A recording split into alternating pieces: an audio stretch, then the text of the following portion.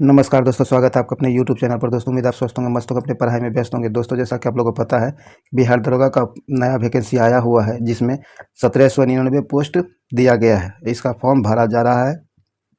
अगर अभी तक आप फॉर्म नहीं भर पाए हैं तो जल्द से जल्द फॉर्म भर लीजिए, क्योंकि लास्ट में सर्वर स्लो हो जाता है। तो इसीलिए आप जल्द से जल्द फॉर्म भर लीजिए। और इसी को ध्यान में रखते हुए हम लोग बिहार दरोगा का प्रैक्टिस सेट शुरू किए हुए हैं, जो कि ज्ञानधारा पब्लिकेशन के द्वारा पब्लिश किया गया है। इस बुक में आपको पता है कि टोटल 15 सेट दिए गए। कितना? टोटल 15 सेट को शामिल किया गया है। और इसका सबसे बड़ा खासियत है कि ये एनसीईआरटी और एससीईआरटी पर आधारित प्रश्नों का संकलन इसमें दिया गया है। पूर्णतः प्रीवियस को देखते हुए ये बुक को तैयार किया गया है। और इस बुक को तैयार जो किया है, ज्ञान बिंदु जीएस एकेडमी के डायरेक्टर रोशन आनंद सर के द्वारा ये बुक जारी किया गया है। तो ये बुक काफ़ी ज़्यादा इम्पोर्टेंट होने वाला है। तो इसी को हम लोग शुरू किए हुए हैं। इस दरमियान जो हम लोग सेट नंबर 1 को देख चुके हैं। आज हम लोग सेट 2 देखेंगे, जो काफ़ी ज़्यादा इम्पोर्टेंट है।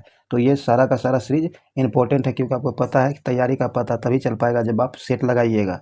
तो इसीलिए आप ज़रूर एक सेट प्रत्येक दिन लगाया कीजिए। तो इसी दौरान जो हम लोग आज 2 नंबर का सेट देखेंगे। 1 नंबर का सेट जो हो चुका है, अगर आप नहीं देख पाए हैं तो उसके प्लेलिस्ट का लिंक आपको डिस्क्रिप्शन में मिल जाएगा, उसे जाकर ज़रूर देखिए। और इस वीडियो को पूरा देखिए, शुरू से अंत तक देखिए, ताकि इसका फ़ायदा आपको मिल सके। अगर चैनल पर नए हैं तो चैनल के सब्सक्राइब करके घंटी दबा लीजिए, ताकि आने वाले वीडियो का नोटिफिकेशन आपको आसानी से मिल सके। तो चलिए, हम लोग ज़्यादा टाइम नहीं गवाते हैं, आज के टेस्ट को शुरू करते हैं। 2 नंबर सेट का पहला क्वेश्चन जो है, 2 नंबर सेट का पहला क्वेश्चन कहता है कि कौन सी मृदा रबर और कॉफ़ी की फसल के लिए सबसे अच्छी मानी जाती है। कहता हुआ कौन सी मृदा है या मिट्टी है जो रबर और कॉफ़ी के फसल के लिए सबसे उपयुक्त या अच्छी मानी जाती है। तो इसका सही आंसर आपको हो जाएगा लेटेराइट मिट्टी। कौन? लेटेराइट मिट्टी सबसे उपयुक्त मानी जाती है रबर और कॉफ़ी उत्पादन के लिए। तो यहाँ आपको बी नंबर सही आंसर हो जाएगा। आगे कहता है, भारत का सबसे बड़ा कृत्रिम बंदरगाह कौन है। भारत का सबसे बड़ा कृत्रिम बंदरगाह जो है, ये नानहुआ का नन्हुआ बंदरगाह है। कौन? नन्हुआ सेवा बंदरगाह है। तो ये आपको बी नंबर से आंसर हो जाएगा। ये जो है बी नंबर, यहाँ 2 नंबर का क्या हो जाएगा? बी हो जाएगा। तो चलिए, इसका नाम जो है, इसे जवाहरलाल नेहरू बंदरगाह के नाम से भी जाना जाता है। ये भी ध्यान में रखिएगा। ये आपको मुंबई में स्थित, कहाँ? ये मुंबई में स्थित है। चलिए आगे बढ़ते हैं। कहता है नेलांग, क्या है? नेलांग घाटी किस राज्य में स्थित है। नेलांग घाटी जो है, यह किस राज्य में स्थित है? तो ये आपको पता है उत्तराखंड में स्थित है। कहाँ? नेलांग घाटी जो है उत्तराखंड में स्थित है। तो यहाँ सी नंबर से आंसर हो जाएगा उत्तराखंड में। चलिए आगे बढ़ते हैं हम लोग। आगे कहता है, पंचनद, क्या है? पंचनद की एकमात्र ऐसी नदी जिसका प्रभाव केवल भारत में है। कहता है पंचनद जो है, इसकी एकमात्र ऐसी नदी है जिसका प्रवाह आपको भारत में है। तो इसका सही आंसर हो जाएगा आपको ब्यास नदी का। क्या है? ब्यास नदी का। तो यहाँ आपको बी नंबर से आंसर हो जाएगा ब्यास नदी। आगे कहता है, निम्नलिखित में से कौन सा युग्म सुमेलित नहीं है। ऐसे प्रश्नों को ध्यान से देखा कीजिए कि ये सुमेलित पूछ रहा है कि सुमेलित नहीं पूछ रहा है। तो यहाँ सुमेलित नहीं पूछ रहा है, तो ये आपको बताना है। आइए देखते हैं। कहता है शिव समुद्रम जलप्रपात कावेरी नदी पर स्थित है। तो यह सही है। क्या है? यह सुमेलित है, सही है। तो ये देखिए, अगर पूछे शिव समुद्रम जलप्रपात कावेरी नदी पर, तो है ही, ये तो आपको दिया ही गया है। कहाँ स्थित है? तो ये आपको कर्नाटक में, कहाँ? कर्नाटक में स्थित है। ये भी ध्यान में रखिएगा। आगे कहता है गोकक जलप्रपात। क्या है? गोकक जलप्रपात। तो गोकक जलप्रपात आपको घाटप्रभा नदी में है। कहाँ? घाटप्रभा नदी पर स्थित है। यह ये जो आपको कर्नाटक में, कहाँ? यह भी कर्नाटक में ही है। ये भी ध्यान रखिएगा। अब कहता है दुग्धधारा जलप्रपात। दुग्धधारा जलप्रपात कहता है कि मांडवी नदी पर, किस पर है? मांडवी नदी पर है। तो इसका सही आंसर क्या हो जाएगा? ये आपको सुमेलित नहीं दिया गया है।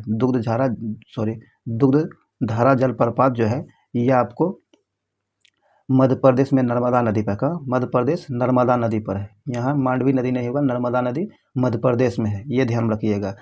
अब बाकी आपको कुचिकल, क्या है? कुचिकल जलप्रपात, ये बराही नदी पर है। कहाँ? बराही नदी पर है और ये कर्नाटक में है। तो यहाँ आपको सी नंबर सुमेलित नहीं दिया गया है। ये मांडवी नदी नहीं होगा, नर्मदा नदी होगा और मध्य प्रदेश में, ध्यान रखिएगा। तो यहाँ आपको सी नंबर से आंसर हो जाएगा, जो पूछा है कि सुमेलित नहीं है। चलिए आगे बढ़ते हैं। आगे कहता है, बृहद हिमालय की प्रमुख चोटियों की ऊंचाई के अनुसार सही क्रम क्या है। कहता है बृहद हिमालय जो है, इसकी प्रमुख चोटियों की ऊंचाई के अनुसार जो है क्रम में इसको सजाना है। तो इसका सही आंसर आपको हो जाएगा, पहले आ जाएगा आपको मुझे मकालू, उसके बाद धौलागिरी, उसके बाद नंगा पर्वत, उसके बाद अन्नपूर्णा। क्या है? अन्नपूर्णा। तो ये आपको मकालू जो है, इसकी ऊंचाई आपको 8,481 मीटर है। क्या? 8,481 मीटर है। और ये क्या है? धौलागिरी। धौलागिरी जो है, इसकी ऊंचाई आपको 8,172 है। कितना? 8,172 मीटर है। सब ध्यान रखिएगा, सब मीटर में ही है, ध्यान इसे नोट जरूर कर लीजिएगा। और ये नंगा पर्वत जो है, नंगा पर्वत की ऊंचाई आपको 8,126 मीटर है। कितना? 8,126 मीटर है। और ये फिर ये अन्नपूर्णा है। अन्नपूर्णा जो है, तो ये अन्नपूर्णा की ऊंचाई आपको 8,078 है। कितना? 8,078 है मीटर। ध्यान में रखिएगा इसे आप लोग नोट जरूर कर लीजिएगा, एक्स्ट्रा फैक्ट है। और इस तरह का क्वेश्चन आपको पूरब से पश्चिम या पश्चिम से पूरब ऊंचाई के अनुसार, ये ऐसे करके नया क्वेश्चन पिछले 2-3 साल से पूछा जा रहा है। इस तरह का क्वेश्चन अब पूछना शुरू कर दिया है। तो इस तरह के क्वेश्चन को ध्यान से जरूर देखा कीजिए। तो चलिए, यहाँ आपको बी नंबर से आंसर हो जाएगा। मकालू, धौलागिरी, नंगा पर्वत और अन्नपूर्णा। ऊंचाई आपको सबको बता ही दिए हैं। मकालू का 481 मीटर, और धौलागिरी का 8,172 मीटर, नंगा पर्वत का 8,126 मीटर, और अन्नपूर्णा का 8,078 मीटर है। ये ध्यान रखिएगा। तो बी नंबर से आंसर हो जाएगा। चलिए आगे बढ़ते हैं। आगे कथा कि निम्नलिखित में से निम्नलिखित कथनों पर विचार कीजिए। 3 कथन दिया गया है और पूछा है कि इसमें से सत्य कौन है, ये आपको बताना है। तो आइए देखते हैं। कथा, भारत में अधिकांश कोयला गोंडवाना क्रम की शैली से प्राप्त होती है। तो यह सही है। क्या? यह सही दिया गया है। आगे कथा है, गोंडवाना योगिन कोयला मुख्यतः बिटुमिनस प्रकार का कोयला है। तो यह भी सही है। कथा, बिटुमिनस कोयला में सल्फर की प्रचुरता होती है। यह गलत है। क्या है? यह गलत है। इसमें सल्फर की प्रचुरता नहीं होती, सल्फर कम मात्रा में पाया जाता है। ये ध्यान रखिएगा। यहाँ बाकी आपको बी हो जाएगा। 1 और 2 सही दिया गया है। आगे कहता है, निम्नलिखित में से किस लौह इस्पात कारखाना की अवस्थिति कोयला क्षेत्र के समीप है। कहता है, निम्नलिखित में से वो कौन सा लौह इस्पात कारखाना है, अवस्थित है, जो कोयला क्षेत्र के समीप स्थित है। इसका सही आंसर आपको हो जाएगा दुर्गापुर। कौन? दुर्गापुर। यहाँ ए नंबर सही आंसर हो जाएगा दुर्गापुर। चलिए आगे बढ़ते हैं। आगे कहता है कि वर्ष 2011 की जनगणना के अनुसार निम्नलिखित में से किस राज्य की जनसंख्या घनत्व सर्वाधिक है। कहता है 2011 में जनगणना जो हुआ है, इसके बाद तो हुआ नहीं अभी तक। तो 2011 की जनगणना जो हुआ है, इसके अनुसार वह कौन सा राज्य है जिसका जनसंख्या घनत्व सबसे अधिक है। नीचे दिए गए में ये 4 जो दिया गया, इसमें सबसे अधिक जनसंख्या घनत्व किसका है? तो आपको पश्चिम बंगाल का। किसका है? पश्चिम बंगाल का है। पश्चिम बंगाल का जनसंख्या जो है प्रति वर्ग किलोमीटर में 1,028 है। कितना? 1,028 व्यक्ति है। अगर वही आपको सबसे ज़्यादा पूछे पूरे, तो आपको बिहार होगा। क्या होगा? बिहार होगा। बिहार का आपको 1,106 व्यक्ति प्रति वर्ग किलोमीटर में निवास करता है। ध्यान रखिएगा। यहाँ आपको उत्तर प्रदेश दिया गया है। उत्तर प्रदेश का आपको 800 कितना? 829 है। कितना? 829 व्यक्ति है यूपी में। और केरल में 860। केरल में 860। और तमिलनाडु दिया गया है। तमिलनाडु का आप बताइएगा कि कितना इसका जनसंख्या घनत्व है।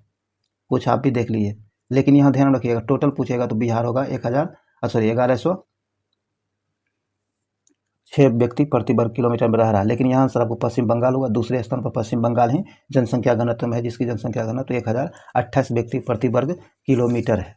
ये ध्यान रखिएगा। चलिए आगे बढ़ते हैं। ये आपको ध्यान रखिए। कमेंट तमिलनाडु का छोड़ दिया गया, वो आप कमेंट बॉक्स में जरूर बताइएगा।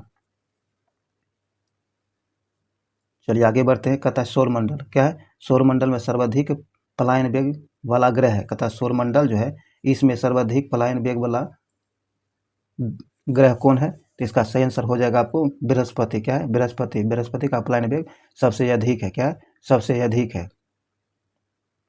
इसका जो है सबसे अधिक जो है, इसका पलायन वेग कितना है? तो आपको 59 कितना? 59.6 किलोमीटर प्रति सेकेंड है। क्या? 6 किलोमीटर प्रति सेकेंड जो है बृहस्पति का पलायन वेग है। ये ध्यान रखिएगा। चलिए आगे बढ़ते हैं। यहाँ बी नंबर से आंसर हो जाएगा। अगर वही पृथ्वी का पलायन वेग मैक्सिमम आपको पूछा जाता है, तो पृथ्वी का पलायन वेग आपको पता है 11.2 किलोमीटर। कितना? 11.2 किलोमीटर प्रति सेकेंड पृथ्वी का पलायन वेग है। पलायन वेग वह वेग होता है जिससे जिस वेग से बाहर फेंकने पर या आकाश की तरफ उछालने पर वो कभी भी पृथ्वी पर लौटकर नहीं आता है, उसे प्लान वेग कहा जाता है। तो ये ध्यान में रखिएगा। चलिए आगे बढ़ते हैं। यहाँ आपको बृहस्पति ग्रह हो जाएगा, जिसका प्लान वेग 59.6 किलोमीटर प्रति सेकेंड है। आगे कहता है कि निम्नलिखित में से कौन सा युग्म सुमेलित नहीं है। ध्यान रखिएगा, सुमेलित नहीं है। तो आइए देखते हैं। एक तरफ स्थानीय पवन दिया गया है और दूसरी तरफ क्षेत्र या देश दिया गया है। तो आइए हम लोग देख लेते हैं। कहता है सुमेलित नहीं है, तो ये कहता है क्या है, सामून पवन जो है ये अरब क्षेत्र में बहने वाला पवन है। तो ये आपको सुमेलित नहीं है, यह क्या है, गलत है। ये सामून पवन जो है ये आपको अरब क्षेत्र में नहीं बल्कि ईरान में बहता, कहाँ, ईरान के क्षेत्र में बहता है। क्या है, ईरान के क्षेत्र में बहता है ये ध्यान में रखिएगा। तो यहाँ आपको एक ही सुमेलित नहीं दिया गया, बाकी आपको ये सभी सांता आना तो कैलिफोर्निया में बहता है, हबूब सूडान के क्षेत्र में बहता है, बोरा इटली के क्षेत्र में बहता है। जो सुमेलित नहीं था ए नंबर जो सामून है ये अरब क्षेत्र दिया गया, जबकि ये ईरान के क्षेत्र में बहता है। तो आप यहाँ ए नंबर से आंसर कर लीजिएगा, क्योंकि सुमेलित नहीं पूछा था। चलिए आगे बढ़ते हैं। आगे कहता है निम्नलिखित देशों में से किससे होकर मकर बृहद गुजरता है। कहता है निम्नलिखित में से वह कौन सा देश है जिससे मकर रेखा जो है गुजरता है, ये आपको बताना है। तो आइए देखते हैं। कहता है ये जो बहता है चिली से गुजरता है, चिली से गुजरता है, मोजाम्बिक से गुजरता है और नामीबिया से गुजरता है, उरुग्वे से नहीं गुजरता है। तो यहाँ सी नंबर से आंसर हो जाएगा। ध्यान रखिएगा, इस तरह का क्वेश्चन आपको तभी बन पाएगा जब आपको मैप की जानकारी होगी। तो मैप भी देखते रहिएगा। तो यहाँ आपको सी नंबर से आंसर हो जाएगा। आगे कहता है निम्नलिखित कथनों पर विचार कीजिए। निम्नलिखित कथन जो है इस पर विचार करने के लिए कहा गया है। कहता है राष्ट्रीय आपातकाल अनुच्छेद 56 के द्वारा लगता है। और यहाँ क्या पूछा है, सत्य नहीं है। ध्यान रखिएगा, सत्य नहीं है। तो यहाँ कहता है राष्ट्रीय आपातकाल 356 अनुच्छेद 356 के तहत लगता है, तो यह सही कहा गया है।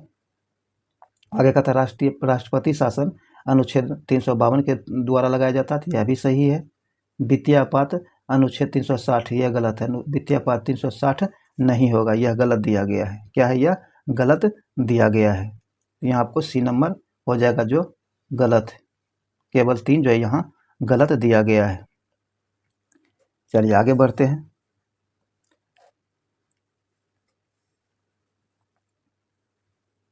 आगे कहता है राज्यसभा में गणपूर्ति के लिए कम से कम कितने सदस्य की आवश्यकता होनी चाहिए। गणपूर्ति के लिए कम से कम कितने सदस्य की आवश्यकता होनी चाहिए। तो इसका सही आंसर हो जाएगा 25 सदस्य। कितना, 25 सदस्य की आवश्यकता होनी चाहिए। आगे कहता है निम्न में से किसे पहला चैम्बर या चर्चित सभा के नाम से जाना जाता है। तो इसका सही आंसर हो जाएगा लोकसभा को। किसे, लोकसभा को। आगे है भारत के मुख्य चुनाव आयुक्त को नियुक्त किया जाता है। कहता है भारत के मुख्य चुनाव आयुक्त जो होता है इसे किसके द्वारा नियुक्त किया जाता है, तो राष्ट्रपति के द्वारा नियुक्त किया जाता है। तो यहाँ आपको डी नंबर से आंसर हो जाएगा, राष्ट्रपति के द्वारा नियुक्त किया जाता है। इसका निर्वाचन जो होता है इसका निर्वाचन अनुच्छेद 300 क्या है, अनुच्छेद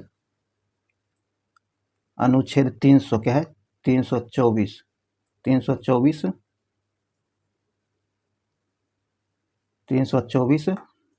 क्लॉज 2 के तहत इसका निर्वाचन किया जाता है और राष्ट्रपति के द्वारा किया जाता है, ये ध्यान रखिएगा। चलिए आगे बढ़ते हैं।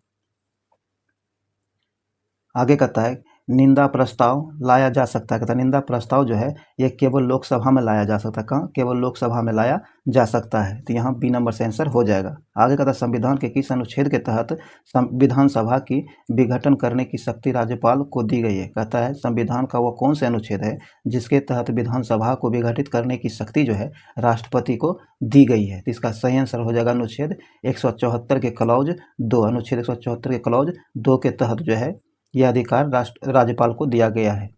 यहाँ सी नंबर से आंसर हो जाएगा। चलिए आगे बढ़ते हैं। आगे कहता है निम्नलिखित में से लोकसभा अध्यक्ष को पद की शपथ कौन दिलाता है। कहता है लोकसभा अध्यक्ष जो है इसे पद का शपथ कौन दिलाता है। तो इसका सही आंसर हो जाएगा आपको इसे शपथ नहीं दिलाया जाता। क्या, इसे शपथ नहीं दिलाया जाता है। यहाँ सी नंबर से आंसर हो जाएगा। आगे कहता है प्रारूप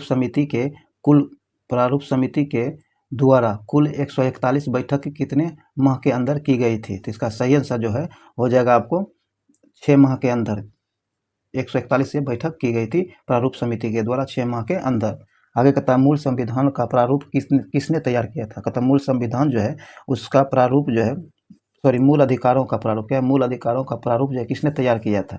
तो ये किया था आपको जवाहरलाल नेहरू। किसने? जवाहरलाल नेहरू ने तैयार किया था। सी नंबर से आंसर हो जाएगा। और ये जो आपको 1931 में ही कराची अधिवेशन में ही प्रस्तुत किया था। ये भी ध्यान में रखिएगा। आगे कहता है निम्नलिखित में से कौन सी युक्ति सूचना संकेत को समतुल्य विद्युतीय संकेत में परिवर्तित करता है। तो ये जो परिवर्तित करता है ट्रांसड्यूसर, क्या है? ट्रांसड्यूसर। सी नंबर से आंसर हो जाएगा।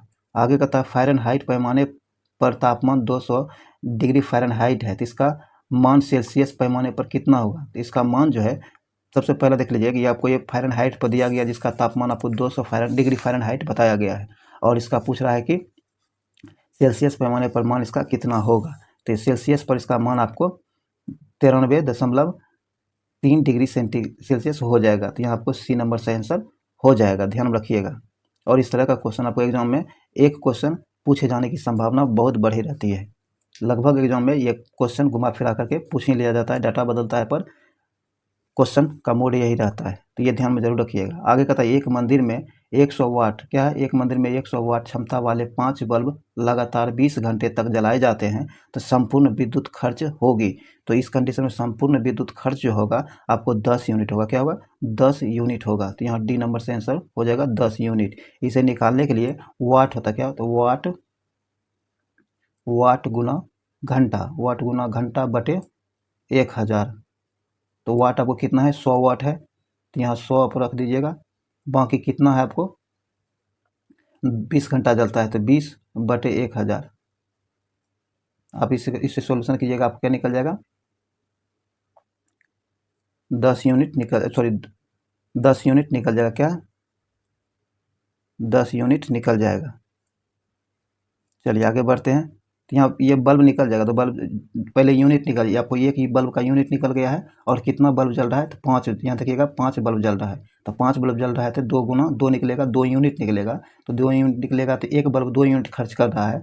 अब बाकी 5 बल्ब ऐसे 5 बल्ब जल रहा है तो 5 गुना कर दीजिएगा तो आपको 10 यूनिट निकल जाएगा। तो यहाँ आपको डी नंबर से आंसर हो जाएगा। चलिए आगे है। आगे कहता है निम्नलिखित में से, क्या निम्नलिखित में कौन सुमेलित नहीं है। ध्यान रखिएगा सुमेलित नहीं है। तो सुमेलित आपको टेकोमीटर, क्या है? टेकोमीटर दबांतर, ये आपको सुमेलित नहीं है। ये नंबर सही आंसर दिया गया है, ये सुमेलित नहीं दिया गया है। तो ये नंबर से आंसर हो जाएगा जो कि सुमेलित नहीं है। बाकी अमीटर विद्युत धारा, पैरोमीटर उच्च ताप और एनीमोमीटर वायु की चाल, एनीमोमीटर वायु की चाल। तो ये आपको सब सुमेलित दिया गया। जो सुमेलित नहीं है टेकोमीटर दबांतर, ये आपको सुमेलित नहीं है। तो यहाँ आपको हो जाएगा, क्या होगा? ये नंबर हो जाएगा। ये जो है टेकोमीटर जो होता है मशीन के घूर्णन गति को मापता है, ये ध्यान रखिएगा, दबांतर को नहीं, घूर्णन गति को। आगे चलिए बढ़ते हैं। कहता है पसीने का मुख्य उपयोग है। पसीने जो है इसका मुख्य उपयोग क्या है। तो पसीने का मुख्य उपयोग शरीर के ताप को नियंत्रित करता है। क्या है? शरीर के ताप को नियंत्रित करता है। ए नंबर से आंसर हो जाएगा। आगे कहता है हवाई जहाज के ब्लैक बॉक्स का रंग कैसा होता है। हवाई जहाज में ब्लैक बॉक्स जो होता है इसका रंग कैसा होता है। तो ये आपको बहुत बार एग्जाम में पूछा गया है। ये नारंगी रंग का होता है। क्या होता है? नारंगी रंग का ये ब्लैक बॉक्स होता है। ध्यान रखिएगा इसका नाम भले ब्लैक बॉक्स है लेकिन इसका रंग जो होता है नारंगी होता है। ये ब्लैक बॉक्स हवाई जहाज में इसलिए लगाया जाता है कि हवाई जहाज में कोई भी गड़बड़ी या त्रुटि जो होती है सबसे पहले यहाँ दर्ज होता है और ये अंतिम रूप से उसमें दर्ज भी रहता है। दुर्घटनाग्रस्त होने के बाद भी ये सुरक्षित रहता है। तो इसी को देख करके इसी का जांच करके पता लगाया जाता है कि दुर्घटना होने का कारण क्या रहा है। इसीलिए ब्लैक बॉक्स का प्रयोग किया जाता है, ये भी ध्यान में रखिएगा। तो यहाँ डी नंबर से आंसर होगा नारंगी। चलिए आगे बढ़ते हैं। आगे कहता है निम्नलिखित में से कौन सा कथन सत्य है। नीचे दिए गए कथनों में से कौन सा कथन सत्य है। कहता प्रकाश का वेग सबसे अधिक होता है। प्रकाश का वेग सबसे अधिक होता है तो यह सही है। ए नंबर सही दिया गया है। आगे कहता है कि वैसी कौन सी प्रक्रिया है जिसमें गैस सीधे ठोस वस्तु में परिवर्तित हो जाती है। कहता है वह कौन सी प्रक्रिया है जिसके कारण गैस जो है सीधे ठोस में परिवर्तित हो जाता है। ऐसा जो होता है आपको डिपोजिशन, क्या है? डिपोजिशन प्रक्रिया में होता है। तो ए नंबर यहाँ से आंसर हो जाएगा। डिपोजिशन बोल सकते हैं या फिर निक्षेपण बोल सकते हैं। इसे क्या निक्षेपण भी बोल सकते हैं। चलिए आगे है विद्युत अपघटन में कैथोड पर कौन सी क्रिया होती है। कहता है कि विद्युत अपघटन जो होता है इसमें कैथोड पर कौन सी क्रिया होती है ये आपको बताना है। तो ये ऑक्सीकरण अभिक्रिया होती है। क्या होता है? ऑक्सीकरण अभिक्रिया होती है। तो यहाँ ए नंबर से आंसर हो जाएगा। चलिए आगे है दोस्तों, अगर ये वीडियो आपके लिए यूजफुल है, आपको लग रहा है कि आपके लिए यूजफुल है, तो आप इसे लाइक शेयर जरूर कर दीजिए और चैनल पर नए तो चैनल सब्सक्राइब करके घंटी दबा लीजिए ताकि आने वाली वीडियो का नोटिफिकेशन जो है आपको आसानी से मिल सके। तो चलिए हम लोग आगे बढ़ते हैं। आगे कहता है न्यूलेड्स। क्या है? न्यूलेड्स के अष्टक नियम में तत्वों को किस क्रम में व्यवस्थित किया गया था। कहता है न्यूलेड्स जो है इसके अनुसार अष्टक नियम, न्यूलेड्स के अष्टक नियम जो है इसके अनुसार तत्वों को जो सजाया गया था किस रूप में व्यवस्थित किया गया था ये आपसे पूछा गया है। तो इसका सही आंसर हो जाएगा परमाणु भार के बढ़ते क्रम में सजाया गया था। तो यहाँ बी नंबर से आंसर हो जाएगा। आगे है समजातीय श्रेणी के लिए निम्न में से कौन सा युग्म सही है। कहता है समजातीय श्रेणी के लिए निम्न में से कौन सा युग्म सही है। तो सही जो दिया गया आपको सी नंबर सही दिया गया। क्या है? सी नंबर सही दिया गया है। चलिए आगे कहता है सोडियम परमाणु के सबसे बाहरी कोष में कितने इलेक्ट्रॉन होते हैं। कहता है सोडियम परमाणु जो है इसके बाहरी कोष में कितने इलेक्ट्रॉन मौजूद होते हैं। तो इसका सही आंसर हो जाएगा आपको एक इलेक्ट्रॉन मौजूद होता है। कितना? एक इलेक्ट्रॉन मौजूद होते हैं। सी नंबर से आंसर हो जाएगा। वैसे सोडियम का परमाणु क्रमांक कितना होता है? तो 11 होता है। कितना होता है? 11 होता है। सोडियम का परमाणु क्रमांक 11 होता है। ये भी ध्यान में रखिएगा। चलिए आगे बढ़ते हैं। अगर इसका इलेक्ट्रॉनिक विन्यास पूछ दे तो 2 8 1 होता है। क्या? तो 2 8 1 होता है। चलिए आगे बढ़ते हैं। आगे कहता निम्नलिखित में से कौन सा कार्बन का अपरूप नहीं है। कहता निम्नलिखित में से कौन कार्बन का अपरूप नहीं है। इसका सही आंसर हो जाएगा मीथेन। मीथेन जो है कार्बन का अपरूप नहीं है। बाकी हीरा, ग्रेफाइट और फ्लोरीन ये सब जो है वो कार्बन का अपरूप है, लेकिन मीथेन नहीं है। तो मीथेन का सूत्र क्या होता है? CH4 होता है। क्या होता है? CH4 होता है। ध्यान रखिएगा। आगे कहता कौन सा पदार्थ जलने पर ज्वाला उत्पन्न नहीं करता है। कहता है निम्नलिखित में से वो कौन सा पदार्थ है जो जलने पर ज्वाला उत्पन्न नहीं करता है। तो ये आपको कोयला जो है ज्वाला उत्पन्न नहीं करता है। बी नंबर से आंसर हो जाएगा। आगे कहता है ट्रिप्सन। क्या? ट्रिप्सन बदलता है। तो ट्रिप्सन जो है यह बदलता है। यह जो बदलता है आपको प्रोटीन्स को पेप्टोन्स में बदलता है। ए नंबर से आंसर हो जाएगा। प्रोटीन्स को पेप्टोन्स में बदलता है। चलिए आगे है। आगे कहता है एरो आर्टिक है। एओआर्टिक बल्ब निम्नलिखित में से क्या है। तो इसका सही आंसर हो जाएगा आपको बायां निलय तथा महाधमनी के बीच का वाल्व। डी नंबर से आंसर हो जाएगा। आगे है माहवारी चक्र में पुटिका प्रवस्था कितने दिन की होती है। तो ये जो होता है आपको 10 से 12 दिन का होता है। कितना? 10 से 12 दिन का होता है। डी नंबर से आंसर हो जाएगा। आगे कहता है हिपेटोलॉजी। क्या है? हिपेटोलॉजी का संबंध किससे है। तो हिपेटोलॉजी जो है इसका संबंध यकृत के अध्ययन से। क्या है? यकृत के अध्ययन से है। यहाँ बी नंबर से आंसर हो जाएगा। चलिए आगे है। आगे कहता है एक वास्तविक फल निम्नलिखित में से किससे निर्दिष्ट होता है। वास्तविक फल जो है यह आपको जब पुष्प का केवल अंडाशय फल में विकसित होता है तब होता है। तो यहाँ आपको डी नंबर से आंसर हो जाएगा। आगे कहता है नीचे दिए गए पौधे और उनके खाद्य भाग के युग्मों में से कौन सा सही सुमेलित नहीं है। ध्यान रखिएगा सही सुमेलित नहीं है। तो आलू का मूल जो है खाद्य भाग नहीं होता है। तो यहाँ आपको ये सुमेलित नहीं पूछा है। तो यहाँ डी नंबर से आंसर हो जाएगा जो सुमेलित नहीं है। ध्यान रखिएगा नहीं है। आलू का तना खाने योग्य भाग होता है, खाद्य भाग होता है। तो यहाँ आपको मूल दिया गया जो गलत दिया गया है। तो डी नंबर से आंसर हो जाएगा जो गलत है। आगे कहता है 12वीं पंचवर्षीय योजना का मुख्य उद्देश्य क्या था। 12वीं पंचवर्षीय योजना जो था इसका मुख्य उद्देश्य क्या था। इसका मुख्य उद्देश्य था तीव्र, अधिक समावेशी और धारणीय विकास करना इसका मुख्य उद्देश्य था। और 12वीं पंचवर्षीय योजना जो था इसका कार्यकाल क्या था। तो 12वीं पंचवर्षीय योजना का कार्यकाल 2012 से लेके 2017 तक था। कितना? 2012 से 2017 तक था। तो ये भी ध्यान रखिएगा। बी नंबर यहाँ से आंसर हो जाएगा। चलिए आगे है। आगे कहता अंत्योदय अन्न योजना की शुरुआत कब हुई थी। अंत्योदय अन्न योजना जो है इसकी शुरुआत 2000 ईस्वी में किया गया था। कब? 2000 ईस्वी में किया गया था। तो यहाँ आपको ए नंबर से आंसर हो जाएगा। आगे कहता जैसे जैसे अर्थव्यवस्था का विकास होता है वैसे वैसे GDP में तृतीयक क्षेत्र का अंश क्या होता है, बढ़ता है या घटता है। तो इसका सही आंसर आपको हो जाएगा कि ये बढ़ता है। क्या होता है? बढ़ता है। बी नंबर से आंसर हो जाएगा। चलिए आगे कहता है स्वतंत्र भारत में प्रथम औद्योगिक नीति की घोषणा कब की गई थी। स्वतंत्र भारत में प्रथम औद्योगिक नीति की घोषणा जो की गई थी कब की गई थी, तो यह किया गया था आपको 1948 में। कब? 1948 में। बी नंबर से आंसर हो जाएगा।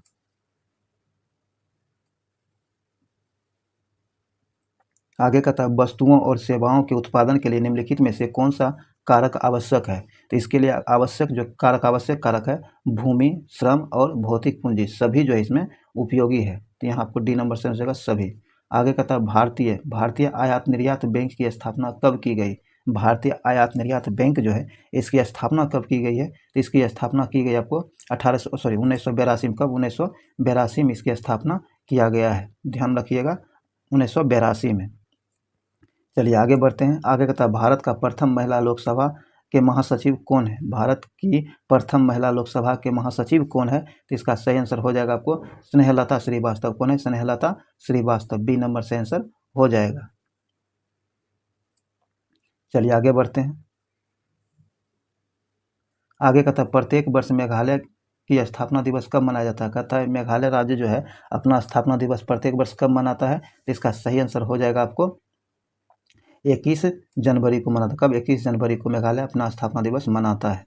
आगे कहता है लुफ्थहांसा एयरलाइंस विमान सेवा किस देश का है। यह जो है आपको जर्मनी का है। कहाँ का? जर्मनी का है। तो 3 नंबर से इसका जर्मनी का। अगर कोपा जो है कोपा पनामा का हो जाएगा। क्या है? कोपा पनामा का हो जाएगा। इबेरिया स्पेन का हो जाएगा। और यूएसए जो है इसका हो जाएगा यूएसए का जो है आपको पेमन क्या है, पेमन अमेरिकन एयरवेज इसका होता है। तो ये ध्यान रखिएगा, यहाँ जर्मनी आपका आंसर हो जाएगा। देखिए ध्यान में अगर होगा तो इस तरह का क्वेश्चन आपको पिछले वाले सेट में भी कराया गया है, तो आप ध्यान रखिए इस तरह का क्वेश्चन जो सभी देश का आपको खास करके चर्चित देश जो भी है उसके एयरलाइन सेवा का नाम जरूर एक बार देख लीजिएगा, क्योंकि एग्जाम में पूछे जाने की संभावना है। आगे कहता है ऑस्ट्रेलिया ओपन 2025 के महिला एकल का खिताब कौन जीता है। तो ऑस्ट्रेलिया ओपन 2025 जो है इसका खिताब जो जीता है, महिला एकल का खिताब जो जीता है, ये कौन जीता है, तो मेडिसन किज। कौन? मेडिसन किज ने जीता है, मेडिसन किज। और ये कहाँ की है, तो आपको यूएसए की है। कहाँ? यूएसए की है। बी नंबर से आंसर हो जाएगा। चलिए आगे बढ़ते हैं। आगे कहता है आईसीसी पुरुष चैंपियन ट्रॉफी 2025 के संदर्भ में कौन सा कथन गलत दिया गया। क्या है? गलत दिया गया है। कहता है आईसीसी पुरुष चैंपियन ट्रॉफी 2025 जो है इसके संदर्भ में कौन सा कथन गलत है, ये आपको बताना है। तो इसका गलत है। कहता है इसका उपविजेता ऑस्ट्रेलिया रहा है, या क्या है?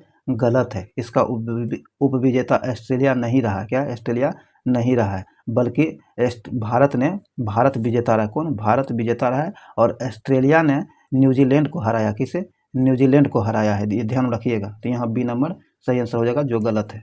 आगे कहता है भारत उच्च ऊर्जा लेजर निर्देशित हथियार प्रणाली का सफलतापूर्वक परीक्षण करने वाला विश्व का कौन सा देश बन गया है। तो ऐसा करने वाला भारत जो है विश्व का चौथा देश बन गया। कौन है? चौथा देश बन गया है। इससे पहले आपको रूस, चीन और संयुक्त राज्य अमेरिका। रूस, चीन, संयुक्त राज्य अमेरिका के बाद भारत जो है चौथा देश बन गया है। तो ये भी ध्यान में रखिएगा। इससे पहले कौन कौन है? रूस, चीन और अमेरिका, ये 3 देश पहले है। चौथे स्थान पर भारत रहा है। तो यहाँ आपको सी नंबर सेंस होगा, चौथा। आगे कहता है जीनोम संपादित चावल की किस्म विकसित करने वाला दुनिया का पहला देश कौन है। तो ऐसा करने वाला दुनिया का पहला देश जो है ये आपको अपना देश भारत है। कौन है? भारत है। तो यहाँ सी नंबर से आंसर होगा भारत। चलिए आगे है। आगे कहता है ग्रामीण विकास एवं पंचायती राज संबंधित संसद की अस्थायी समिति ने मनरेगा कानून के तहत दैनिक परिश्रमिक कम से कम कितना निर्धारित करने की सिफारिश की है। तो कम से कम जो है 400 करने का निर्धारित किया गया है। तो यहाँ आपको सी नंबर से आंसर हो जाएगा 400। आगे कहता है कि हाल ही में राष्ट्रीय स्तर पर जारी पहली नदी डॉल्फिन गणना रिपोर्ट के अनुसार भारत में डॉल्फिन की अनुमानित संख्या कितनी है। तो भारत में डॉल्फिन की अनुमानित संख्या जो है ये कितनी है, आपको 6327 है। कितना? 6327 यानी 6327 डॉल्फिन है भारत में, ऐसा अनुमान लगाया गया। अगर पहले स्थान की बात कीजिएगा तो इसमें पहला स्थान यूपी को दिया गया। किसका है? यूपी को दिया गया है, जहाँ लगभग कितना है, तो यूपी के अंदर जो है आपको 23,2397 डॉल्फिन यूपी के अंदर है और दूसरे स्थान पर बिहार है, जहाँ है 2220 डॉल्फिन बिहार के अंदर है, ये ध्यान रखिएगा। तो पहले स्थान पर यूपी, सबसे ज़्यादा यूपी में, उसके बाद बिहार में है, ये ध्यान रखिएगा। और ये रिपोर्ट जारी करने के लिए 28 नदियों का अध्ययन किया गया था। कितने? 28 नदियों का अध्ययन किया गया था, ये भी ध्यान रखिएगा। कितने नदियों का? 28 नदियों का 28 नदियों का अध्ययन किया गया था। और ऐसा करने के लिए भारत के 8 केंद्र शासित प्रदेश और 28 राज्यों का भी अध्ययन किया गया, ये ध्यान रखिएगा।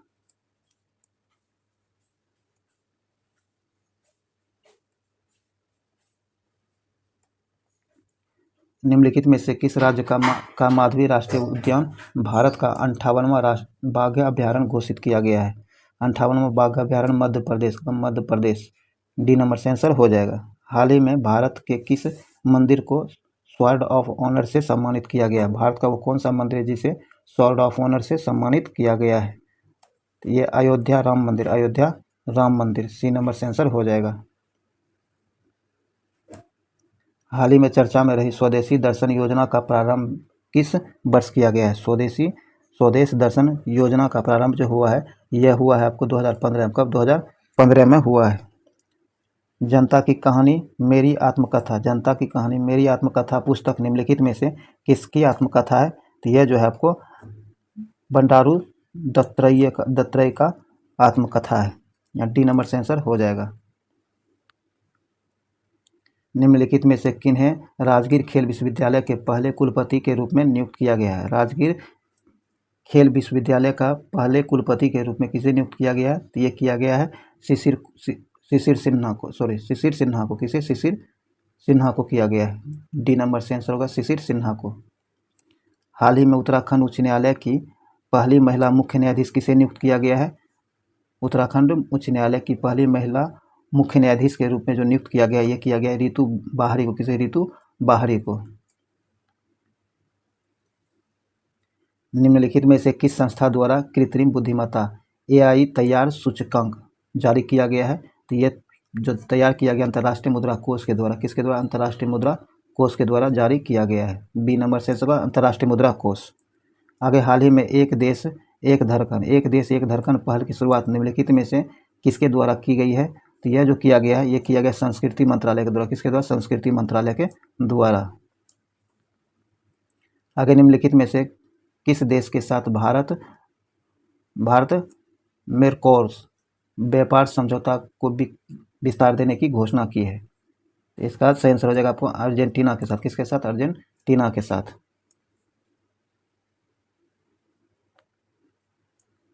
हाल ही में त्रिनिदाद और टोबैगो में भारतीय मजदूरों के वहां पहुंचने की कौन सी वर्षगांठ मनाई गई है? यह कौन सी वर्षगांठ मनाई गई थी? 180वां वर्षगांठ। क्या? 180वां वर्षगांठ मनाई गई थी।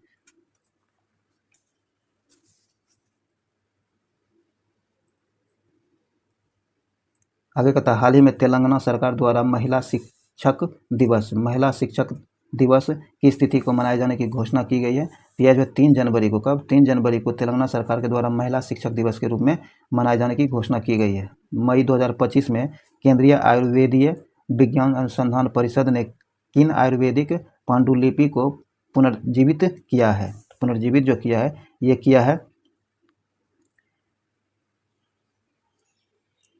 1 और 2 दोनों हो जाएगा। तो यहाँ सी नंबर से आंसर हो जाएगा। हाल ही में प्रधानमंत्री मोदी ने थाईलैंड के प्रधानमंत्री को पीतल की नाव भेंट की है। यह किस कला में बनी हुई है? कहता है भारतीय प्रधानमंत्री मोदी जो है, ये थाईलैंड के प्रधानमंत्री को पीतल का नाव भेंट किया है। यह किस कला की बनी हुई है? तो इसका सही आंसर हो जाएगा आपको ढोकरा कला के। क्या? ढोकरा कला का बना हुआ है। तो यहाँ ए नंबर से आंसर हो जाएगा। हाल ही में बिहार सरकार द्वारा 100% साक्षरता प्राप्त करने का लक्ष्य जो है किस वर्ष तक रखा गया है? तो 2030 तक। अब 2030 तक जो है यह आपको बिहार सरकार के द्वारा 100% साक्षरता हासिल करने का निर्धारित किया गया है कि 2030 तक में पूर्ण रूप से साक्षर हो जाएगा 100% बिहार। तो यहाँ आपको ए नंबर से 2030 तक। कहता हाल ही में बिहार सरकार द्वारा जल जीवन हरियाली दिवस मनाने की घोषणा की गई है। तो यह जो है आपको प्रत्येक माह के प्रथम मंगलवार को जो है जल जीवन हरियाली दिवस के रूप में मनाया जाएगा। बी नंबर से आंसर हो जाएगा, प्रत्येक माह के प्रथम मंगलवार को। सार्थक खंड वाले शब्द क्या कहलाते हैं? सार्थक खंड जो है वाले शब्द क्या कहलाते हैं? तो ये आपको यौगिक कहलाता है। क्या कहलाता है? यौगिक कहलाता है। कहता है अंशुमाला समास का विग्रह सहित है। कहता है अंशुमाला समास जो है इसका विग्रह सहित भेद है। तो इसका भेद हो जाएगा आपको अंश है माली जो कर्मधाय है। तो यहाँ सी नंबर से आंसर हो जाएगा। सॉरी, ये सी नंबर नहीं, ए नंबर क्या? अंश है माला जिसकी सूर्य बहुव्रीहि है। ए नंबर हो जाएगा। आगे कहता है डैश बदलते रहना, तो करवटें बदलते रहना। अब दिया गया डायरेक्ट स्पीच से इनडायरेक्ट स्पीच दिया गया है 75 में, इसका आंसर हो जाएगा अंग्रेजी का। तो इसका डायरेक्ट से इनडायरेक्ट जो इसका आंसर होगा ये हो जाएगा आपको 1 नंबर। क्या है? ए नंबर इसका आंसर हो जाएगा। अब दिया गया है ट्रांसलेट करना है हिंदी जो दिया गया है दबे पाँव चलो। क्या है? दबे पाँव चलो का ट्रांसलेट इंग्लिश में क्या होगा? तो इसका सही आंसर हो जाएगा आपको B number, walk on the tip toes. B number से आंसर हो जाएगा। आपको तो change sentence to passive voice to passive voice में बदलना। कौन सा सेंटेंस पैसिव वॉइस में, ये आपको बताना है। तो इसका सही आंसर हो जाएगा आपको सी नंबर।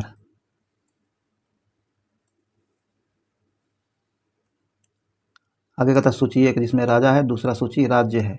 ये आपको मिलान करना है। इसका मिलान हो जाएगा क्या? प्रघोत जो है ये आपको हो जाएगा अवंती। क्या? अवंती, तो ये आप 3 मिल जाएगा। उदयन जो है ये आपको वत्स हो जाएगा। क्या? वत्स हो जाएगा। उसके बाद प्रसेनजीत जो है प्रसेनजीत रहा था कौशल का। कहाँ का? कौशल का। तो 4 हो जाएगा। आजाद शत्रु मगध का। तो इस प्रकार 3 2 4 1 3 2 4 1 3 2 4 1, यहाँ सी नंबर इसका आंसर हो जाएगा। आगे कहता है वैदिक देवता इंद्र के विषय में निम्नलिखित कथनों पर विचार कीजिए तथा नीचे दिए गए कूट से सही उत्तर चुनिए। कहता है झंझावत के देवता थे इंद्र। तो यह सही है। आगे कहता पापियों को दंड करते थे। नहीं, ये गलत, ऐसा नहीं है। उसके बाद नैतिक व्यवस्था के संरक्षक थे। यह भी नहीं है। वर्षा के देवता थे। तो यह है। तो आप 1 और 4 हो जाएगा। 1 और 4 हो जाएगा। तो यहाँ डी नंबर से आंसर हो जाएगा। आगे कहता है मोडी लिपि का प्रयोग किसके लेखन? कहता है मोडी लिपि जो है इसका प्रयोग किनके लेखों में किया जाता था? तो इसका प्रयोग जो किया जाता आपको मराठों के लेखों में किया जाता था। किसका? मोडी लिपि का। तो यहाँ डी नंबर से मराठों के लेखों में किया जाता था। 1857 के प्रथम स्वतंत्रता संग्राम में भोपाल के किस वीर ने बहादुरीपूर्ण मुख्य संघर्ष का कर बलिदान दिया था? तो ऐसा करने वाले वो कौन थे? तो ये थे आपको फाजिल मोहम्मद खान। कौन? फाजिल मोहम्मद खान। जब नेपोलियन की शक्ति के सामने यूरोप में साम्राज्य धाराशाही हो रहे थे तब किस गवर्नर जनरल ने भारत में ब्रिटिश पताका फहराए रखा था? भारत में ब्रिटिश झंडा को फहराए रखा था। तो इसका सही आंसर हो जाएगा आपको लॉर्ड बेलेजली। कौन? लॉर्ड बेलेजली का जो है यहाँ से आंसर हो जाएगा लॉर्ड बेलेजली। आगे निम्नलिखित में से निम्नलिखित कथन पर विचार कीजिए और कौन सा कथन सही है ये बताना है। कौन सा कथन सही दिया गया ये देखना है। कहता है मैसूर के शासक टीपू सुल्तान ने विदेश में आधुनिक पद्धति से दूतावास स्थापित किया था। तो यह सही है। टीपू सुल्तान ने टीपू सुल्तान ने ब्रिटिश सेना को 1780 में पोलीलूर में हराया था। तो यह भी सही है। हैदर अली की मृत्यु 1783 ईस्वी में हुआ था। यह गलत। द्वितीय आंग्ल मैसूर युद्ध जो 1780 से 84 के बीच चला था के समय ब्रिटिश जनरल सर आयरकुट ने हैदर अली को पोर्टोनोवा के युद्ध में पराजित किया था। तो यह सही है। यहाँ आपको बी नंबर से आंसर हो जाएगा।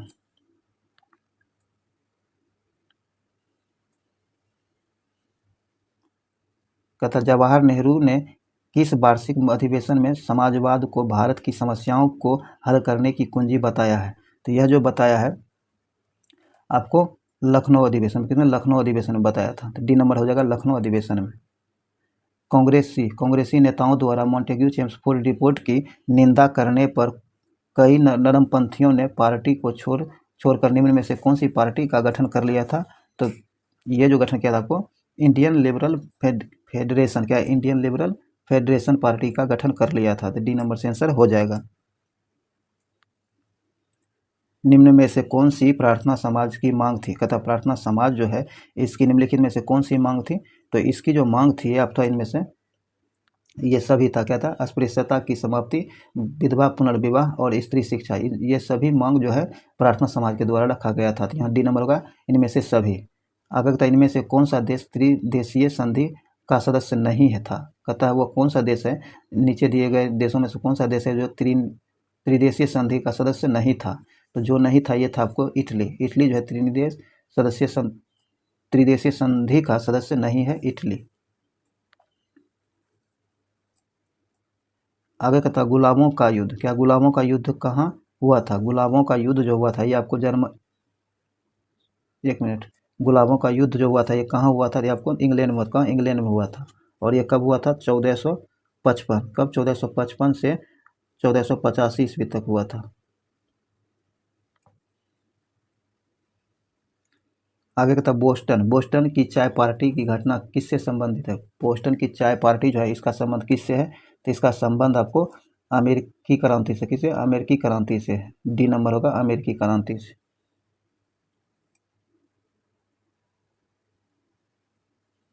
सूची 1 में खनिज दिया गया, सूची 2 से संबंधित जिला है और इसको मिलान करना है। तो पायराइट, क्या है? पायराइट। तो ये आपको कहाँ मिल जाएगा? रोहतास में। पायराइट रोहतास में मिलेगा। तो यहाँ ए हो जाएगा यूरेनियम। यूरेनियम जो है ये आपको गया में, तो ये बी मिल जाएगा। उसके बाद गेलेना बांका में, कहाँ? बांका में।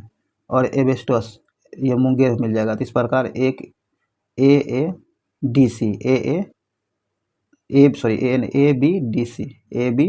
डी सी, यहाँ डी नंबर से आंसर हो जाएगा।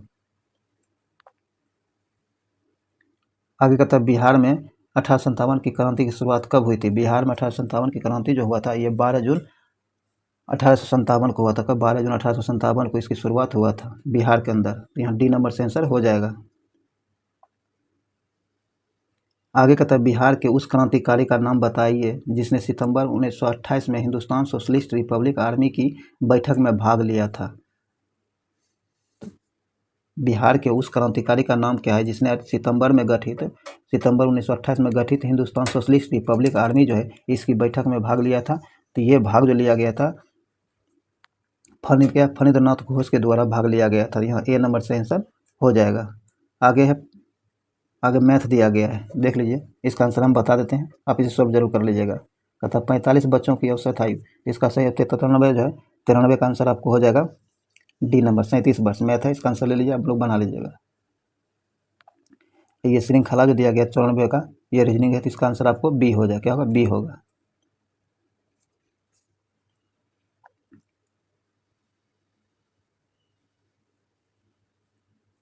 पंचानवे जो है 95 में था, इसका आंसर आपको ए हो जाएगा। 96 का आंसर बी हो जाएगा। 97 जो है 97 का आंसर आपको ए हो जाएगा। 98 है, इसका बी हो जाएगा। 22